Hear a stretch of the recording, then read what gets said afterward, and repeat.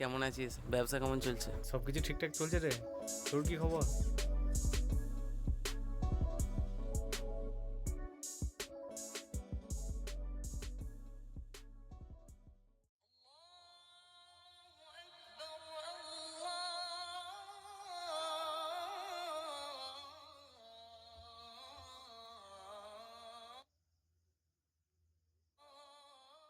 দেখছিস ভাই, ওদেরকে বারবার বলার পরও মাইকটা খুলে নি। এদের একটা ব্যবস্থা করতেই হবে। চো বসকে যে বলি।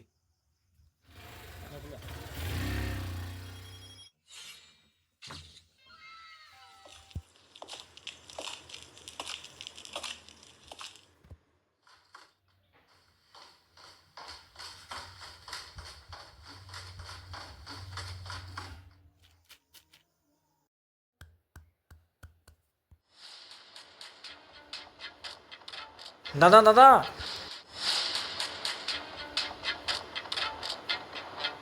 কেন দাদা, ওদিকে বারবার বলো সত্ত্বেও এখনো পর্যন্ত ওরা মসজিদ থেকে মাইক খুলছে না।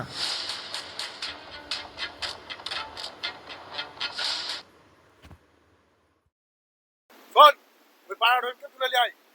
একজনকে মারলে ওদের পাড়ার সবাই ভয় খেয়ে যাবে। না দাদা, রহিমকে তো মারা যাবে না, কারণ রহিমই আমাকে 10,000 টাকা দিয়েছিল আমার বাবা যখন অসুস্থ ছিল। ঠিক আছে, তাহলে ওই পাড়া থেকে সানোয়ারকে তুলে নিয়ে আয়। একজনকে মারলে ওরা সবাই সোজা হয়ে যাবে। যা। না দাদা, সানোয়ারকে তো মারা যাবে না। সে আমার বোনের বিয়ের সময় অনেক আর্থিকভাবে সাহায্য করেছে। তুই রহিমকে মারতে পারবি না, তুই সানোয়ারকে মারতে পারবি না, আর তুই ওদেরই মসজিদের মাইক খোলার জন্য কথা বলতেছিস আমার সাথে। তাহলে তুই নিজে বুঝতে পারছিস, আজকে তোর যখন আর্থিক অবস্থা প্রয়োজন ছিল তখন একটা মুসলিমদের ছেলে তোর হেল্প করেছে। আজকে তোর যখন বাবাকে রক্ত দেওয়ার কথা ছিল তখন একটা মুসলিমদের ছেলে তোকে হেল্প করেছে।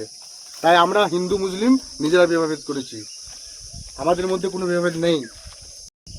আজ থেকে সবাই ধর্মের চোখে নয়, মানুষের চোখে দেখবো। হিন্দু আর একটা মুসলিম, আমরা দুজন দুজনের উপর নির্ভর করেই থাকবো, কারণ এটা ভারতবর্ষ।